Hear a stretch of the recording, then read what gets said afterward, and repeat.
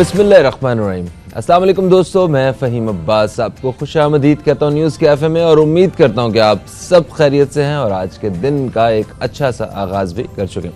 आज हमारी टीम ने एक बहुत ही ख़ास मौजू का इंतखाब किया है हम सब के लिए और आप नाजरीन के लिए। वो मौजू बताने से पहले मैं आपको बताऊं कि आज के प्रोग्राम में हमारे साथ ताउन किया है मलका मसाले बनाने वालों ने। कहते हैं कि पाकिस्तान में पहली बार अब रेसिपी मसालों में शामिल किया गया है हिमालयन पिंक सॉल्ट।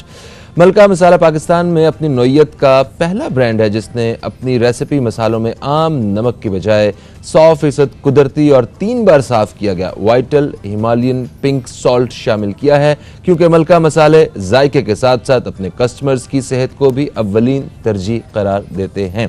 ये है आज के प्रोग्राम में मलका मसाले बनाने वालों का पैगाम। और अब मैं बताता हूँ कि आज हम बात किस हवाले से करने वाले हैं। बात डेफिनेटली आज हम सियासत के मैदान के हवाले से करेंगे और सियासी मैदान जो है ना बहुत गर्म चल रहा है, बड़ी गर्मा गर्मी है इस वक्त। जो इक़्तिदार में हैं और जो इक़्तिदार में नहीं हैं उनकी ऐसी एक लफ्ज़ों की जंग चल रही है। अदम तहरीके अदम एतमाद जो है वो हम हर वक्त सुन रहे हैं। जो इक़्तिदार में नहीं हैं वो कहते हैं कि हम इसमें कामयाब हो जाएंगे इस तहरीक में, और जो हुकूमत की जानिब से रिपोर्ट आ रही है आपको वो कहते हैं ऐसा सवाल ही पैदा नहीं होता। आखिर हकीकत क्या है, क्या होगा? और स्पेशली इस वक्त में जब मतलब OIC का जो वज़राए ख़ारजा का जो इजलास है वो जो कॉन्फ्रेंस है वो पाकिस्तान में होने जा रही है 22 और 23 मार्च को, और दुनिया भर से जितने नैशी साहब खुश आमदीद। अस्सलाम वालेकुम सर, कैसे हैं आप? वालेकुम अस्सलाम, शुक्रिया जनाब। सर सबसे पहले तो ये बताएं कि तहरीके अदम एतमाद की नौबत आखिर क्यों आई है, ये क्यों अचानक ये सारा शोर मचाया है इन लोगों ने? देखिए, ये अचानक तो नहीं हुआ, काफ़ी अरसे से ये सिलसिला चल ही रहा था। अपोजिशन जो है वो इमरान साहब की हुकूमत ख़त्म करने के लिए PDM की शक्ल में साल भर से जलसे जुलूस कर ही रहे थे, मुतालबात कर ही रहे थे। लेकिन अपोजिशन ने जितने भी जलसे जुलूस किए, या यूँ समझ लीजिए कि अवामी ताकत की बुनियाद पर हुकूमत को निकालने की तमाम कोशिशें नाकाम हो गई। तो उन्होंने फिर वही रिवायती तरीक़ाकार अपनाया जो पाकिस्तान में माजी में भी अपनाया जाता रहा है, और वो ये कि एक तरफ हुकूमत के जो इत्तेहादी हैं उनको तोड़ा जाए और कुछ PTI के जो अफराद हैं जो पार्टी से नाराज़ हैं उन्हें जो है तोड़ा जाए। तो अब उनका दावा ये है कि जी इत्तेहादी जो हैं हुकूमत के वो भी हमारे साथ हैं, वो हुकूमत के ख़िलाफ़ वोट डालना चाहते हैं, और कुछ पार्टी अरकान हैं जो हमारे साथ हैं, जो आपने देख लिया कि सिंध हाउस में पाए गए थे। तो ये रिवायती सियासत है।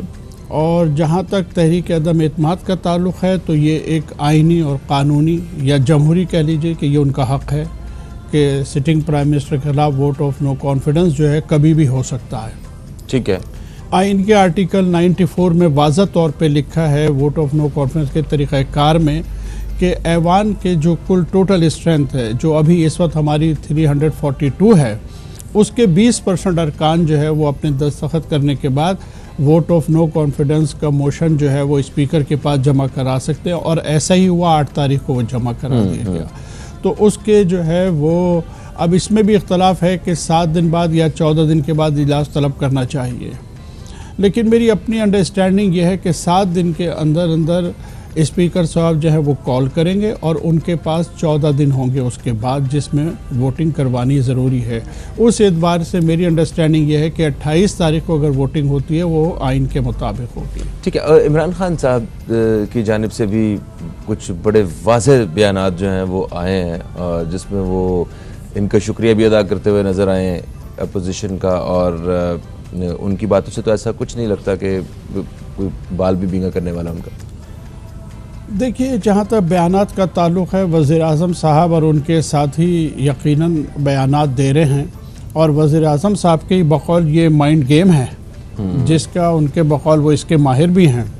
तो मुझे लगता है कि ये माइंड गेम का हिस्सा है कि आप ऐसे बयानात देते रहें, लेकिन ये भी एक हकीकत है। अगर हकीकी बुनियादों पर देखें तो हुकूमत वाकई मुश्किलात का शिकार है। क्योंकि अब ये बात रोज़े रोशन की तरह आया हो गई कि उनके डिसिडेंट्स हैं, उनसे इख्तलाफ रखने वाले लोग हैं उनकी पार्टी में, और अभी तक एज ऑफ टुडे, जबकि 25 तारीख को असम्बली का इजलास भी है, तो अभी तक हत्ता के हुकूमत के वो इत्तेहादी जो 3.5 साल से इक़्तिदार शेयर कर रहे हैं, किसी ने वाज़ह तौर पे हुकूमत की हिमायत का ऐलान नहीं किया। ये भी एक ऐलान है हुकूमत की कमज़ोरी का इन अ वे। तो बयानात की हद तक अपनी जगह, लेकिन मुझे लगता है कि इस वक्त हुकूमत मुश्किल का शिकार है। बिल्कुल सही है, मुश्किल तो है। और ये जो इत्तेहादी पार्टियां हैं कि जो थोड़ी सी अलहदगी का ऐलान कर रही हैं, क्या ये भी वापस जो है वो हुकूमत की हमायत में खड़ी होंगी और इनके जो मसाइल हैं ये सारे हल हो जाएंगे? इस हवाले से भी हम बात करेंगे। और OIC के बारे में भी बात करनी है कि जो 22 और 23 मार्च को इस्लामाबाद में होने जा रही है, और इस हवाले से बात करते हैं। एक छोटा सा वक्फा है, वक्फे के बाद आपकी खिदमत में हाजिर हो रहे हैं, कहीं मत जाइए। न्यूज़ कैफ़े देखते रहिए, अब तक देखते रहिए।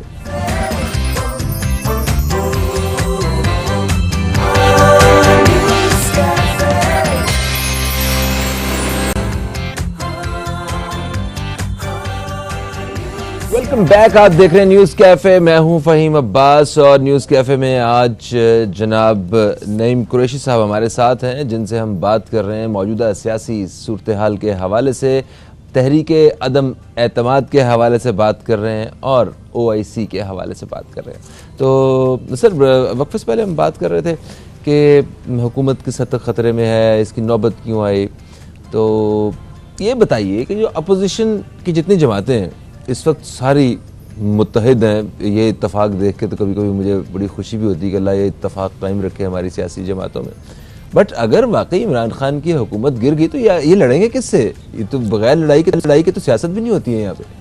फिर ये आपस में लड़ेंगे जी।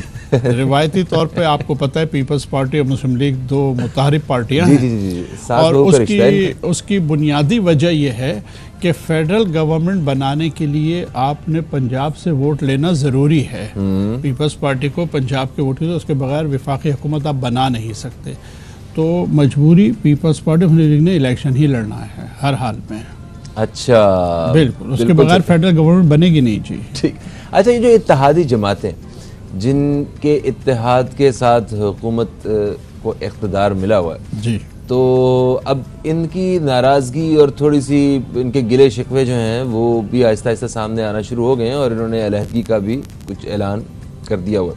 अब मुझे बताएं कि ये कहाँ पे इस वक्त स्टैंड करती हैं? कौन कौन सी जमात है जो हुकूमत के साथ थी या नहीं थी? इस वक्त क्या मंजर है, ज़रा वो तो पेश करें।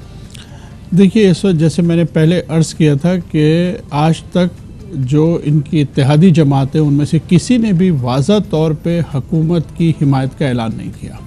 अच्छा। जबकि ये ही वक्त है कि इन्हें हुकूमत की हिमायत का ऐलान करना चाहिए। और अगर दिलचस्प बात यह है कि ये अलहदगी का भी ऐलान कर दें तो भी इमरान साहब की हुकूमत ख़त्म हो जाएगी, उसके बाद वोट ऑफ नो कॉन्फिडेंस की भी ज़रूरत नहीं पड़ेगी। ठीक है। क्योंकि के जो 20 वोट हैं वही हुकूमत उसी बुनियाद पे खड़ी है, इत्तेहादियों की बुनियाद पे। अगर वो ऐलान कर दें तो हुकूमत वैसे ही ख़त्म है, लेकिन ये सब सियासत कर रहे हैं, सौदेबाजी में मसरूफ़ हैं, आखिर तक रेट बढ़ा रहे हैं। परवेज़ इलाही साहब को ये उम्मीद है कि मुस्लिम लीग नून उन्हें वज़ारत आला देगी, लेकिन कभी भी उन्हें नहीं मिलेगी, क्योंकि 160 मेंबरान हैं मुस्लिम लीग नून के पंजाब में, और बज़ाहिर ऐसा नहीं लगता कि वो इन्हें वज़ारत आला पेश करेंगे। लिहाजा अल्टीमेटली आखिर में वो जाएंगे हुकूमत के साथ ही। मगर इसी के पैरेलल देखें ना, परवेज़ इलाही साहब वो समझिए जो मुद्दत है वो भी पूरी होने देना चाहते हैं। जी हाँ, वो चाहते हैं तो कि ये तो सारी बातें बेमानी हो जाती हैं उसमें। जी हाँ, जबकि अभी तो मुस्लिम लीग नून इस बात पे राज़ी नहीं है कि ये असम्बलियाँ अपनी मुद्दत पूरी करें। वो चाहते हैं कि 3 महीने के बाद इंटरिम गवर्नमेंट बने और नए इंतखाबात हों, क्योंकि उनकी शदीद ज़रूरत है ये। अच्छा, उनकी ज़रूरत क्यों है? मुस्लिम लीग नून की ज़रूरत है ताकि उनको वो इलेक्शन जीत सके, पंजाब में उनकी हुकूमत बन सके। मरकज़ में ना भी बने तो कम से कम पंजाब तो उनके काबू आ जाए, क्योंकि पंजाब में भी PTI की हुकूमत उतनी ही कमज़ोर है जितनी विफाक में है। वहाँ भी अगर वोट ऑफ नो कॉन्फ्रेंस आ गया बुज़दार साहब के ख़िलाफ़ तो वो फ़ौरन उड़ जाएंगे, क्योंकि वहाँ तो एक बहुत बड़ा ग्रुप अलीम खान की शक्ल में और जहांगीर तरीन की शक्ल में वैसे ही बुज़दार का मुखालिफ है, वो तो पहले दिन ही गिर जाएंगे। सही। अच्छा, आपने कहा कि ये मतलब अपनी सियासत कर रहे हैं, इसके ऊपर रेट बढ़ा रहे हैं। जी बिल्कुल। ये जो जितने असेंबली के मेंबरान हैं, हाँ इनके हवाले से जो खबरें आ रही हैं कि उसको इतने करोड़ दे दिए, उसको इतने करोड़ दे दिए, क्या ये वाकई ऐसे मतलब पैसों के लेन देन के साथ ही ये सीटें बिकती हैं? अगर एक तो इस बारे में थोड़ा सा मुझे बताइए, और दूसरा एक और बड़ी खबर हम सोशल मीडिया पे और वैसे भी देख रहे हैं, कहते हैं कि जब इनकी हुकूमत आने वाली थी उस वक्त जितने भी लोगों ने पीपल्स पार्टी या नवाज लीग छोड़ के पीटीआई को ज्वाइन किया था, उस वक्त कहते थे कि विकटें गिर रही हैं, और अभी ये कह रहे हैं कि हॉर्स ट्रेडिंग है। तो इस पे भी रोशनी डालिएगा।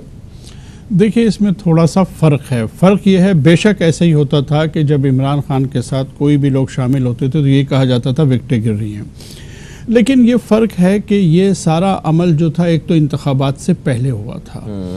तो इंतखाबात से पहले तो कोई भी किसी पार्टी को ज्वाइन कर लेता है, लेकिन हॉर्स ट्रेडिंग ये है कि आप एक पार्टी के साथ हैं और दूसरी पार्टी को आप वोट देने लगे, ये हॉर्स ट्रेडिंग है। बदकिस्मती ये है कि ये हमारे यहाँ 1990 में मुस्लिम लीग नून ने ही शुरू किया था, जब मियाँ साहब को एक दफ़ा वोट चाहिए थे 1990s में, तो ये तमाम एमपीएस को अराकीन असेंबली को छांगा मांगा के रेस्ट हाउस में ले गए थे, वहाँ इन्होंने रखा था। इसलिए वो छांगा मांगा की टर्म आपने अक्सर सुनी होगी कि जी छांगा मांगा शुरू किया। तो ये 1990 की बात है और ये जो है नवाज शरीफ साहब इसके बानी थे।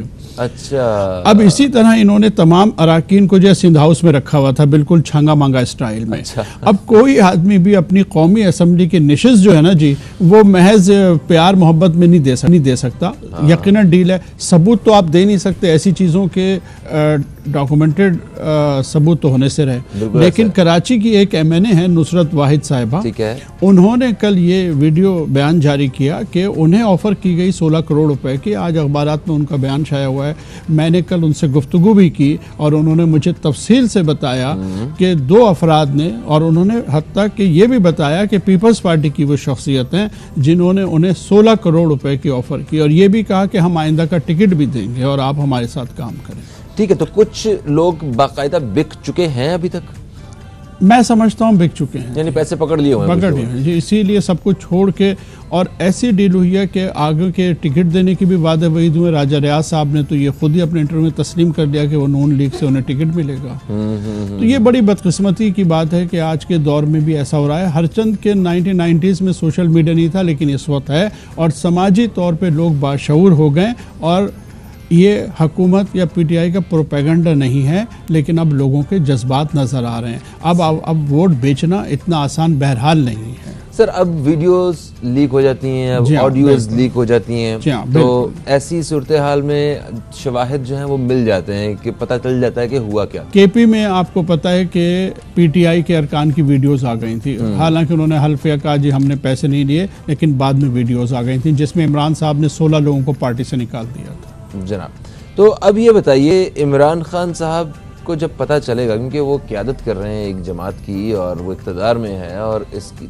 उन्हीं के अपने जो मेंबर्स हैं, जो टीम के लोग हैं, उनकी वजह से, उनके बिक जाने की वजह से, या चले जाने की, विकेट गिर जाने की वजह से, या हॉर्स ट्रेडिंग की वजह से, किसी भी सूरत इमरान खान साहब को एक मतलब ख़तरे में तो डाला हुआ है इन लोगों ने।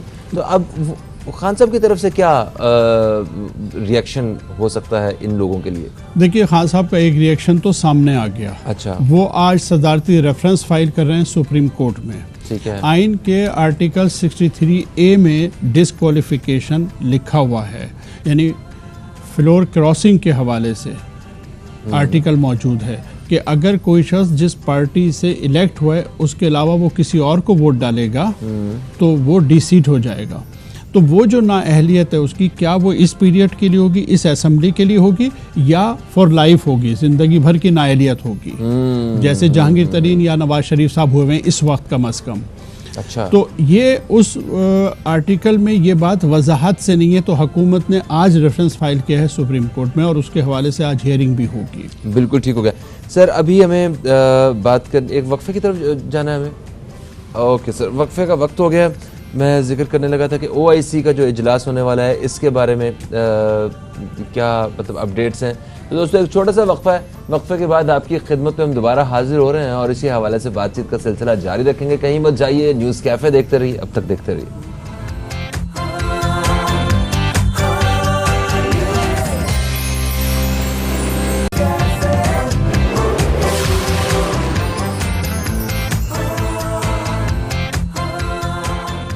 जी दोस्तों, एक वक्फे के बाद आपको फिर से खुशामदीद। आप देख रहे हैं न्यूज़ कैफ़े, मैं हूं फ़हीम अब्बास और न्यूज़ कैफ़े में मेरे साथ हैं आज जनाब मोहम्मद नईम कुरैशी साहब, जो कि तजियाकार हैं और कॉलम निगार।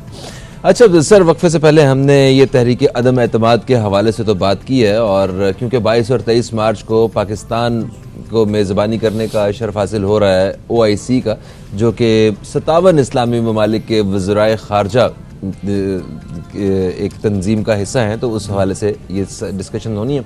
अच्छा, OIC के बारे में मतलब ऐसी सियासी सूरत हाल पैदा की जा रही है कि एक तरफ से बयान आता है, बिलावल ये बयान देते हैं कि हम देखते हैं कि कैसे होती है OIC। तो मतलब ये बड़ा गैर जिम्मेदार किस्म का एक बयान है, इस बारे में आप क्या कहते हैं? देखिए, इस किस्म का इंटरनेशनल इवेंट जब भी पाकिस्तान में हो या किसी भी मुल्क में हो, उसके लिए, उस मुल्क के लिए बड़े एजाज़ की बात है।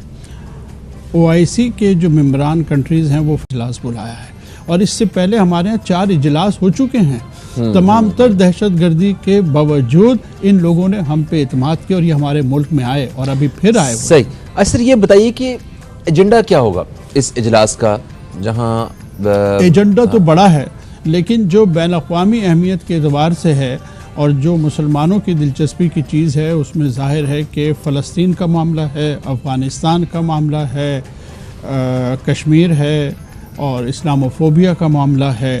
तो ये बड़े बुनियादी टॉपिक हैं इसमें। जी सही। और सर, इस वक्त जो दुनिया के भी जो सियासी हालात हैं वो भी कोई पाकिस्तान से कोई बहुत ज़्यादा मुख्तलिफ नहीं है। जैसे तीसरी जंग अज़ीम के हवाले से भी खबरें सुनने को मिल रही हैं, रूस और यूक्रेन की लड़ाई और यूरोपीय यूनियन, अमेरिका, ये इन सब को आप किस तरह देखते हैं? और एक चीज़ जो आप पिछला जवाब दे रहे थे उसमें एक चीज़ रह गई कि क्या कोई ऐसी ताकत भी मौजूद है इंटरनेशनली जो चाहती है कि पाकिस्तान में ये OIC ना हो? ऐसी ताकत तो सबसे पहले तो हम भारत को देखते हैं। आज आप भारत का मीडिया देखें, पिछले 3-4 दिन से जैसे ही बिलावल भुट्टो साहब का बयान आया, उन्होंने इसे बड़े ज़बरदस्त तरीके से हाईलाइट किया। अच्छा, कि साहब ऐसा हो रहा है और कॉन्फ्रेंस सबूताज, और जाहिर है कि भारत तो अमलन प्रैक्टिकली सबूताज करने की कोशिश कर ही रहा है और शदीद प्रोपेगेंडा करता है। अब जहाँ तक इसकी अहमियत का ताल्लुक़ है, देखिए जब से एक तो यूक्रेन और रशिया की जो जंग छिड़ी हुई है इस वक्त, और उन हालात में इमरान खान साहब ने जो दौरा किया था, तो उस दौरे की वजह से इस वक्त पाकिस्तान के अमेरिका और यूरोप के साथ ताल्लुकात जो हैं वो एक तनाव का शिकार है। ठीक है। उस पस मंज़र में इस कॉन्फ्रेंस की अहमियत जो है वो बड़ी हमारे लिए बहुत अहमियत रखती है।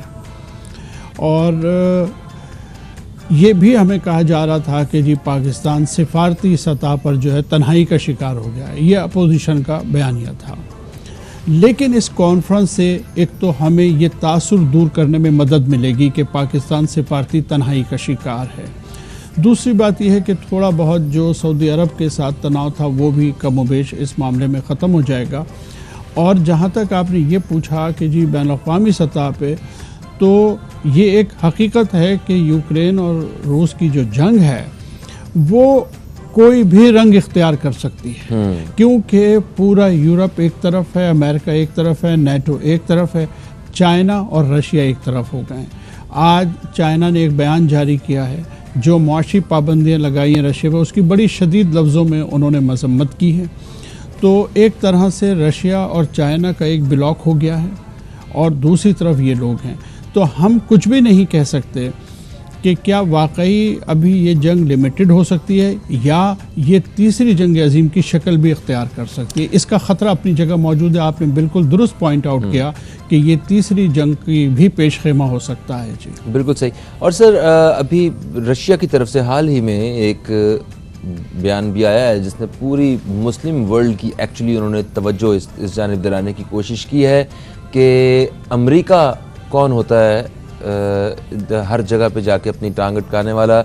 अफ़गानिस्तान, इराक, फ़लस्तीन और इस किस्म के सारे सवालात जो है वो उस जानिब भी रशिया ने तवज्जो दिलाने की कोशिश की है कि मतलब किसी का अपना जोग्राफियाई मसला भी हो सकता है, आप हर जगह क्यों चले जाते हैं मामला हल करने के लिए। बिल्कुल ऐसा ही है, और इस जंग का आगाज़ या बुनियादी वजह यही है कि इन्होंने जो है वो यूक्रेन को कहा कि आप नेटो के मेंबर बन जाए, और रशिया को ये बात पसंद नहीं थी क्योंकि उनका जो मगरबी फ्रंट है वो बड़ा गैर महफूज हो जाता है अगर नेटो आ जाए तो, यानी कि दुश्मन दरवाजे पे बैठ जाता है। बिल्कुल ऐसा ही है कि आप बिल्कुल दरवाजे पे आ जाए, क्योंकि यूक्रेन के साथ ही यूरोप है, और जाहिर है कि नेटो का जो कवानीन बने हुए हैं, जो एग्रीमेंट है वो ये है कि एक मुल्क पर हमला तमाम नेटो कंट्रीज पर हमला तस्वुर किया जाएगा। 2000 जिस वक्त 1991 में यूक्रेन रशिया से अलहदा हुआ था तो उस वक्त क्रीमिया जो है चला गया था यूक्रेन के साथ, जो कि उन्होंने 2014 में वापस लिया था। अच्छा। अब इनको ये खतरा था कि अगर नेटो का मेंबर बन जाएगा तो ये क्रीमिया वापस लेने के लिए जंग करेगा और नेटो, यूरोप, अमेरिका सब मिलकर हमलावर हो जाएंगे रशिया पे। ये बुनियादी वजह है यूक्रेन पे हमला करने की। सही sir, thank you so much, आप तशरीफ़ लाए और प्रोग्राम के अख्ताम का वक्त जो है वो आन पहुंचा है।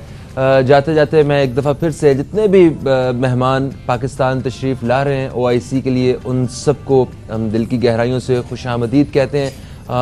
इंशाल्लाह आपसे कल फिर मुलाकात होगी। कल तक के लिए मुझे फ़हीम अब्बास को और न्यूज़ कैफ़े की टीम को दे इजाज़त। खुदा हाफिज़। पाकिस्तान जिंदाबाद।